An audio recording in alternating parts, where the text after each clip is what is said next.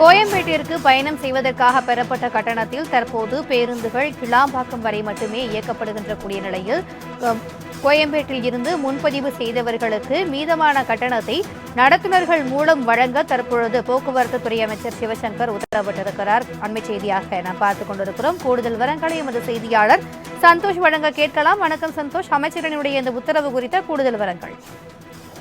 வணக்கம். கேளாம்பாக்கம் புதிய பேருந்து முனையம் என்பது நேற்றைய முன்தினம் தொடங்கப்பட்ட நிலையில் கோயம்பேடு மற்றும் தாம்பரம் ஆகிய இடங்களில் இருந்து நேற்றைய தினம் முதல் ஜனவரி 30 வரை முன்பதிவு செய்துள்ள பயணிகள் கேளாம்பாக்கம் பேருந்து நிலையத்திலிருந்து பயணத்தை மேற்கொள்ளலாம் என்றும், அதே போல சென்னையிலிருந்து தென் மாவட்டங்களுக்கு இங்கிருந்து இயக்கப்படும் என்றும் தெரிவித்திருந்தனர்.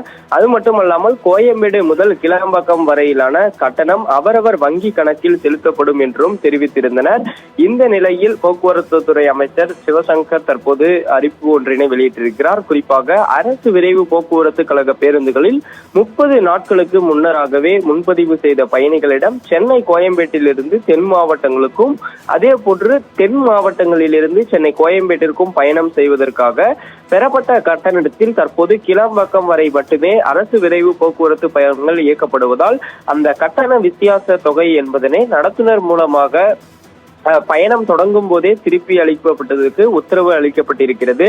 இதன் மூலமாக பயணிகள் நடத்துனரிடமே அவர்களுக்கான அந்த கட்டண தொகையினை பெற்றுக் கொள்ளலாம் என்றும் தெரிவித்திருக்கின்றனர். குறிப்பாக ஏற்கனவே அவர்களுக்கான அந்த கட்டண தொகை என்பது வங்கி கணக்கில் செலுத்தப்படும் என்றும், அதே போல அவர்கள் முன்பதிவு செய்திருக்கக்கூடிய அந்த இணையதளத்தின் வாயிலாக பதிவிட்டிருக்கக்கூடிய வங்கி கணக்கில் அவர்களுக்கான தொகை என்பது கொடுக்கப்படும் என்றும் தெரிவித்திருந்தனர்.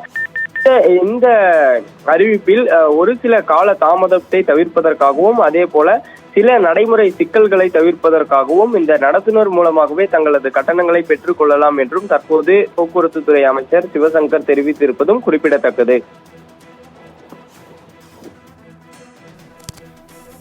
கூடுதல் விவரங்களுக்கு நன்றி சந்தோஷ்.